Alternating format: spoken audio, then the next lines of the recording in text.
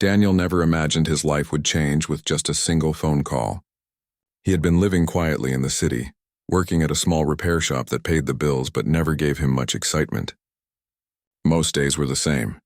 He woke up early, walked to work, fixed old appliances or cars, and came home to his one-room apartment. It was a simple life, but also a lonely one. He had few friends and no family nearby. So when the phone rang one evening with unexpected news, he wasn't prepared for what he heard. On the other end of the line was a lawyer. The man spoke in a calm, professional voice and explained that Daniel's uncle, whom he had not seen in many years, had passed away. Daniel had never been close to his uncle. They only met a few times when Daniel was a child, and even then the old man seemed more interested in his work than in family gatherings. Still, hearing of his passing stirred something in Daniel, a quiet sadness mixed with curiosity. The lawyer continued and told him that his uncle had left something behind for him. Not money, not a house in the city, but an old junk station in a rural town far from where Daniel lived. Along with it came responsibility for a dog, an aging German shepherd named Max. Daniel was stunned. He had never owned property, never even thought of living outside the city, and certainly never cared for a dog. Yet here he was, suddenly the owner of both. At first, Daniel thought of refusing. What would he do with a junk station filled with rust and scrap metal?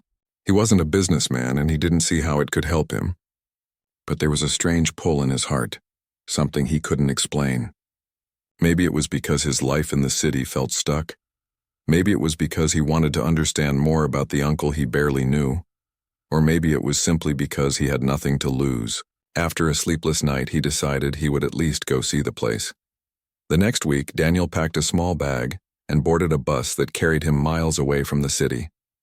As the bus rolled past green fields and small towns, he began to feel a sense of distance not just from the city, but from the life he had always known. By the time he arrived at the rural town, the air felt fresher, the roads quieter, and everything seemed slower than the rush he was used to. The lawyer met him at the station and handed him a set of old heavy keys. When Daniel first stepped onto the property, he was met with a sight that nearly made him laugh. The junk station was exactly what the name promised. A wide, dusty yard filled with rusting cars, broken appliances, piles of wood, and scraps of metal stacked high like forgotten monuments of the past. The place smelled of oil and dust, and weeds grew tall around the edges. The small office at the front looked like it hadn't been cleaned in years, with cracked windows and faded paint. It felt more like a burden than a gift. Then Daniel saw Max. The old German shepherd stood near the office, his brown fur graying at the edges, his eyes sharp but tired. The dog looked at him carefully, not with aggression but with a quiet watchfulness. When Daniel stepped closer, Max didn't move. He only tilted his head, as if measuring whether this stranger was worthy of his trust. Daniel crouched and held out his hand. After a moment of hesitation, Max walked forward and sniffed his hand before sitting down beside him, almost as if he had been waiting for this moment. That small gesture touched Daniel more than he expected. He had never been close to animals, but there was something in Max's calm acceptance that made him feel less alone. For the first time since receiving the news, Daniel smiled. Over the next few days, Daniel explored the station. He unlocked the office, finding it filled with old tools, faded photographs, and stacks of dusty papers. He wandered through the yard, running his hands over the old cars and broken machines that stood like silent witnesses of another time. It was clear the place had once been busy, maybe even successful, but now it was nothing more than a shadow of the past. He felt overwhelmed, not knowing what to do with any of it. Max became his constant companion. The dog followed him everywhere, through the junkyard, into the office, and even when he sat outside at night under the wide country sky. Daniel began talking to Max as though he were a friend, telling him about his worries, his memories, and his uncertainty about the future. Max listened silently, only wagging his tail or leaning against Daniel's side, but somehow that was enough. The presence of the dog gave him comfort he hadn't realized he needed. As Daniel settled into this new life, he started to notice things about Max. The dog had habits that seemed unusual.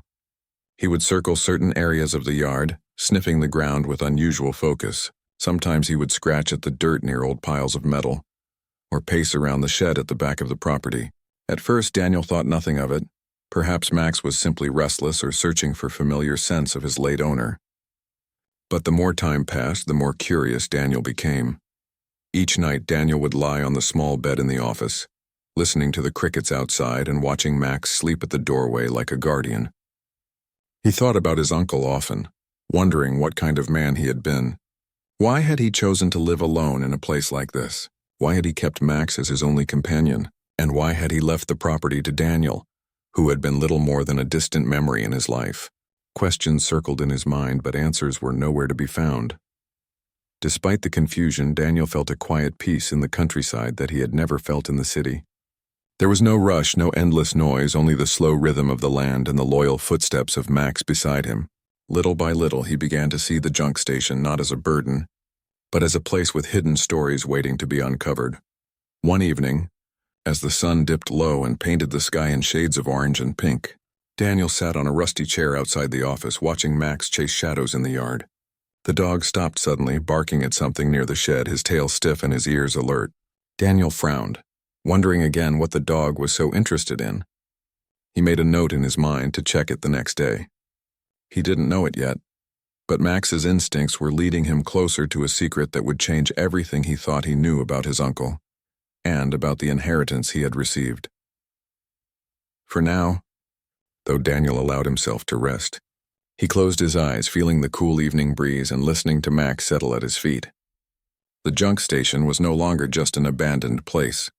It had become a strange new chapter in his life, and he couldn't shake the feeling that something important was waiting for him here, something hidden in the silence of the yard and the watchful eyes of the old dog, who seemed to know more than he could ever say. Daniel's days at the junk station began to form a rhythm, though it was nothing like the life he had once lived in the city. The mornings were quiet except for the chirping of birds and the sound of Max's paws tapping lightly on the ground as he followed Daniel everywhere. The junk station itself looked the same each day.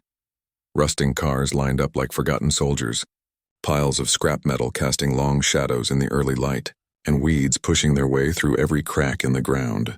Yet somehow each day felt different, because Daniel noticed something new every time he walked through the yard. Max was always with him. The old dog didn't just follow, he led. He had a habit of sniffing the same spots again and again, circling around as if searching for something specific. Sometimes he would stop suddenly, scratch at the dirt, then look back at Daniel as if waiting for him to notice. At first, Daniel laughed it off.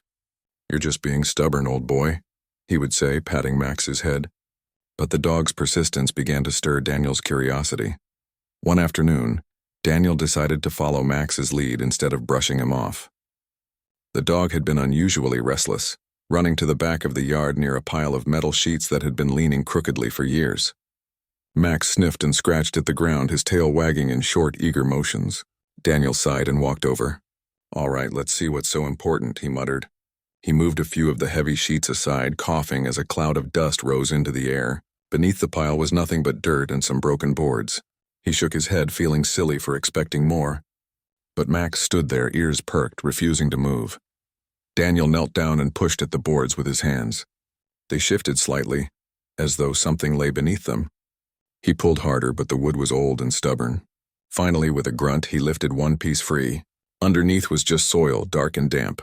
He dug his fingers in, searching, but found nothing.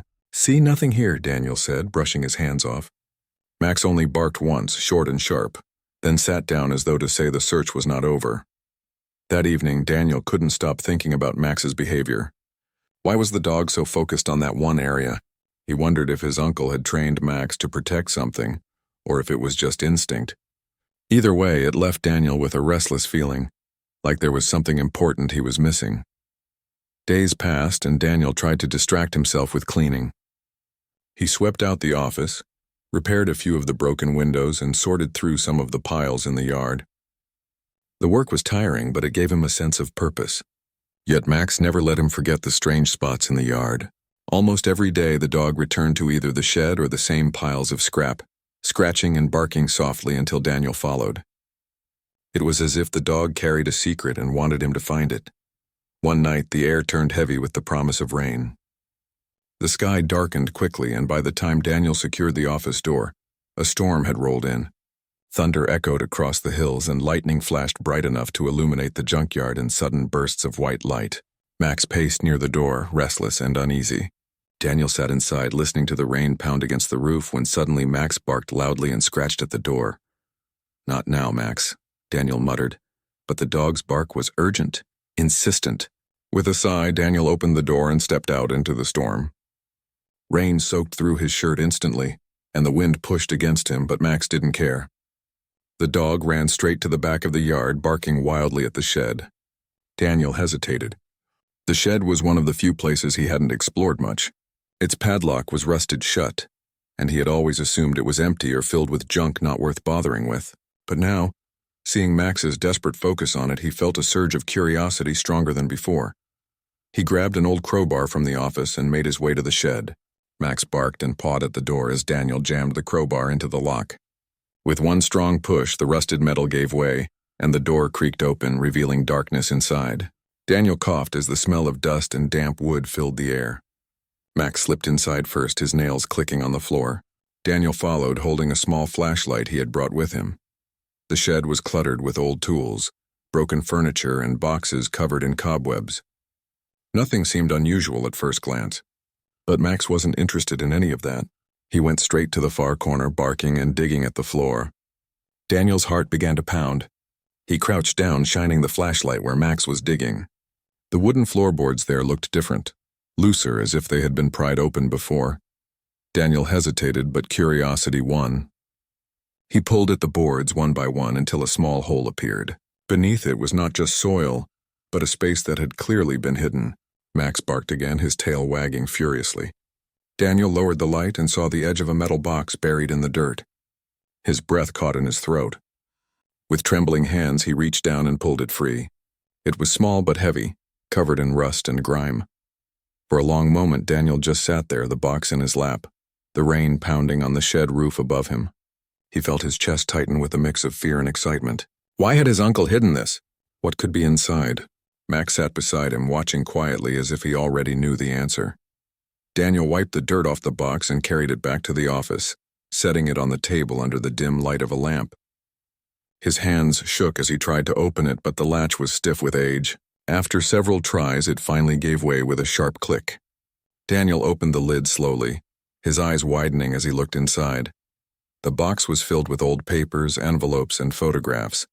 At the very bottom, wrapped in cloth, was a stack of bills, yellowed with age but still real. Daniel's breath came quickly. He lifted one of the letters and unfolded it. The handwriting was neat but faded, written by his uncle's hand. The words revealed pieces of a story Daniel had never heard. Stories of people his uncle had helped in secret, families who had struggled, neighbors who had needed support, all aided quietly without recognition. Daniel sat back in his chair, stunned. His uncle, the man he thought of as distant and cold, had been carrying out acts of kindness in silence. And Max, the old dog, had known all along where the secret was buried. That night, Daniel couldn't sleep. He kept staring at the box, reading letter after letter, piecing together the hidden life of a man he had barely known. Each word pulled him deeper into a mystery that was no longer about the junk station, but about his uncle's hidden legacy. Max lay at his feet, finally calm, as if his duty was complete for the moment. Daniel realized that this inheritance was not just about land or an old dog. It was the beginning of something much bigger, something that was waiting for him to uncover fully. The junk station was no longer just a pile of rust and dust. It was a place filled with secrets, and he had only just begun to discover them. The next morning, Daniel woke up earlier than usual. The storm had passed, leaving the ground damp and the air cool. Sunlight slipped through the cracked windows of the office, falling across the small metal box on the table. Daniel rubbed his eyes and sat up, his thoughts rushing back to the discovery from the night before. The box of letters, the photographs, the hidden money, it all felt unreal, like a dream. Yet there it was, sitting in front of him, proof that his uncle's life had been far more complex than he had ever imagined. Max stretched near the door, yawning loudly before walking over to sit beside Daniel. The dog's calm eyes seemed to say, "You see now? I showed you for a reason." Daniel scratched behind his ears, whispering, "You knew all along, didn't you, boy?" Max wagged his tail gently as if agreeing. Daniel spent most of that day going through the contents of the box. He read letter after letter, each one telling a different story. Some were thank you notes from families who had received help. Others were written by his uncle himself, reminding him to save certain amounts of money, or recording the names of people he had quietly supported. There were even a few receipts and old newspaper clippings about fundraisers and community projects. With each piece, Daniel's understanding of his uncle deepened. The man who once seemed distant and gruff had in reality been quietly generous. He hadn't wanted recognition or praise. Instead, he had lived simply, giving away what he could to make others' lives better. Daniel felt both proud and guilty. Proud that his uncle had done so much good, but guilty for never knowing it while he was alive. As evening approached, Daniel stepped outside to clear his mind. The junk station stretched before him, the piles of metal glinting in the fading sunlight. He had always seen the place as lifeless, a graveyard of broken machines, but now, with the knowledge of what his uncle had done, it looked different. It wasn't just a junkyard, it was the backdrop of a hidden story, a quiet reminder that even in forgotten places there could be meaning. Max trotted ahead, leading Daniel once again toward the back of the yard. Daniel smiled, shaking his head. "Not again, Max. Haven't we had enough surprises?" But Max barked once and kept going. Curious, Daniel followed. The dog stopped near the same spot where he had first scratched before, the area by the tilted metal sheets. He began sniffing and pawing at the dirt again. Daniel sighed. He knelt down and pushed the metal sheets aside. The ground looked the same as before, but Max was insistent. Daniel hesitated, then decided to dig a little more carefully this time. Using a small shovel he had found in the shed, he began to scrape away at the soil.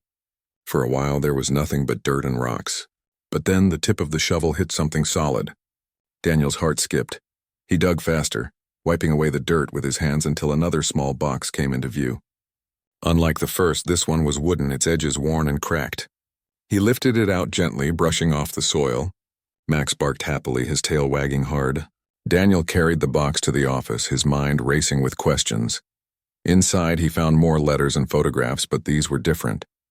Many of the letters were unopened, addressed to his uncle from people in town.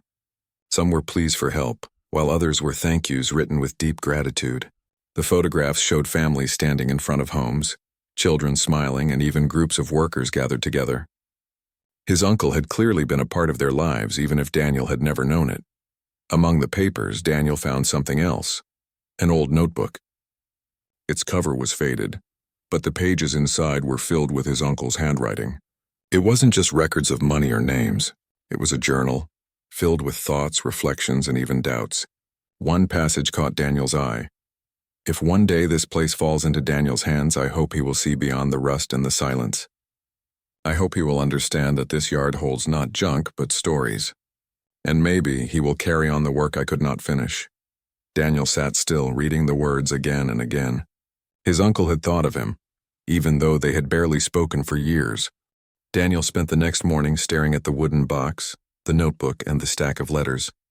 He couldn't believe how much he was learning about a man he had thought he knew nothing about. His uncle had left behind not just objects, but pieces of a life filled with quiet generosity, small acts of kindness, and careful planning to help people in need. It was as if the old junk station held a secret world, invisible to anyone who didn't take the time to look. And Max, the loyal dog, had been Daniel's guide, his silent teacher in discovering the truth. For hours, Daniel read the letters aloud to Max, who sat at his feet, listening intently. There were stories of neighbors struggling to keep their shops open, families worried about paying their rent, children who needed supplies for school, and elderly people who lived alone with no one to check on them. His uncle had quietly provided for all of them, giving money, supplies, or even advice without ever wanting recognition. Many of the letters were simple notes of gratitude, sometimes written years after the help had been given, each one carefully kept by his uncle. Daniel felt a mix of emotions. He was proud of the man his uncle had been, inspired by the courage it took to help so many people quietly, but he also felt the weight of responsibility. If his uncle had entrusted this secret to him, then it was now Daniel's turn to carry it forward. He looked at Max and smiled. "Looks like it's up to us now, Max, you and I. We've got a lot of work to do." Max barked once, almost as if he agreed, and trotted around the office happily. That afternoon, Daniel decided to explore the rest of the property carefully. He wanted to see if there were other hidden corners, other pieces of the story waiting for him. He walked slowly, examining each pile of scrap metal, each old vehicle, and each dusty corner of the station. Max led the way as usual, sniffing and circling, stopping occasionally to scratch at the ground or paw at an old crate. Daniel realized he was beginning to understand Max's behavior. Not as strange or random, but purposeful. The dog had been trained, or perhaps had learned, to protect the important parts of the property. Near the far edge of the yard, behind a stack of wooden pallets, Max suddenly stopped and barked loudly. Daniel hurried over, curious. Max pawed at the ground and sniffed furiously. Daniel knelt down and moved some of the pallets aside. Beneath them, he saw a trapdoor in the ground. It was small and covered with dust, but the edges looked worn, as if it had been used often. His heart beat faster. Another hidden area? What could be down there? He grabbed a crowbar and gently lifted the trapdoor. It creaked as it opened, revealing a narrow set of steps leading down into darkness. Daniel hesitated, shining his flashlight into the hole. The beam revealed a small, dusty cellar, filled with boxes and crates stacked carefully against the walls. Max wagged his tail and descended first, as if encouraging Daniel to follow. Taking a deep breath, Daniel followed, his flashlight moving slowly over the walls, the boxes, and the old shelves. The cellar seemed like a secret archive. Each box was labeled in neat handwriting, with descriptions like school supplies, clothing, or tools. Some boxes were filled with envelopes, neatly stacked and tied together. Daniel realized that his uncle had not only helped people in his town, but had also carefully organized the resources so that they could continue to be useful. Everything had a place, everything had a purpose. Daniel could see now that this was more than a junk station. It was a hub of generosity, a carefully managed storehouse of kindness. He picked up a box labeled Community Projects and opened it. Inside were papers, lists of people, plans, and notes. Daniel felt as if he were looking into his uncle's mind. The man had thought of everything. How to distribute help without embarrassing anyone, how to make the assistance discreet, how to ensure that even small contributions could make a big difference. Daniel realized how much time and care had gone into this work, and he felt a surge of respect for his uncle. As he explored, Daniel found more boxes filled with old photographs, showing his uncle interacting with people in the community. There were pictures of children with books and toys, families receiving food supplies, and neighbors gathered at small events organized by his uncle. Each photograph told a story, and each story revealed a man who had quietly changed lives without ever wanting recognition. Daniel ran his fingers over the images, feeling a connection he had never felt before. Max stayed close, sometimes sniffing at a box or nudging Daniel's hand, as if guiding him to the most important items. Daniel began to understand that Max was more than a companion. He was a key to unlocking the legacy of this place. Without the dog's instincts and loyalty, Daniel might never have discovered the hidden cellar or the carefully preserved boxes. Max had not only protected his uncle's secrets, but had now entrusted them to Daniel, ensuring that the work could continue. By evening, Daniel had gathered several boxes and brought them up to the office. He arranged them carefully, reading letters, examining photographs, and taking notes. The task was overwhelming, but he felt a sense of purpose he had never experienced before. He realized that the junk station, which had seemed useless and forgotten, was actually a place of life, hope, and transformation. His uncle had seen value where others saw trash, and he had used it to make the world a little better. That night, Daniel sat by the window. Max curled at his feet and reflected on the day. The wind rustled through the trees and the stars shone bright above the quiet town. Daniel realized that he had inherited more than property and a dog. He had inherited a legacy, a responsibility, and an opportunity. He didn't know exactly how he would continue his uncle's work, but he knew that it was now his duty to try. Max nudged him gently, as if reminding him that he wasn't alone. Together they could protect this secret, nurture it, and perhaps even expand it. As he looked around the office, Daniel began to make plans.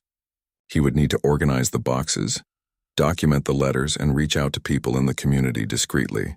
He thought about repairing parts of the station to make it more functional, so that it could serve as a proper hub for help. There was much to do, but for the first time in his life, Daniel felt alive with purpose. Over the next few days, Daniel settled into a routine. Mornings were spent organizing boxes, afternoons exploring the yard and repairing the station, and evenings reading letters and examining photographs. Max remained a constant companion, his presence providing both comfort and guidance. Daniel began to notice small details he had missed before. The way certain tools were arranged, the paths his uncle had walked, and the spots where Max seemed most alert.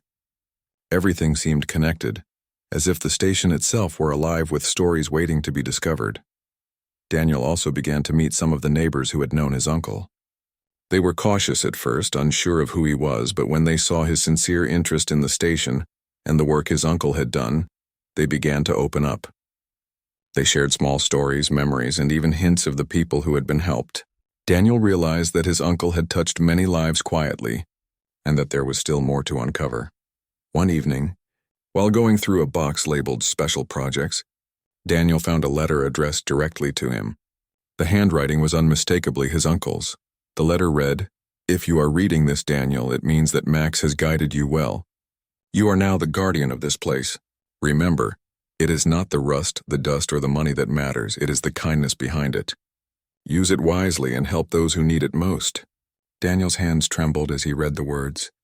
He realized that his uncle had trusted him completely, and that the responsibility was now his.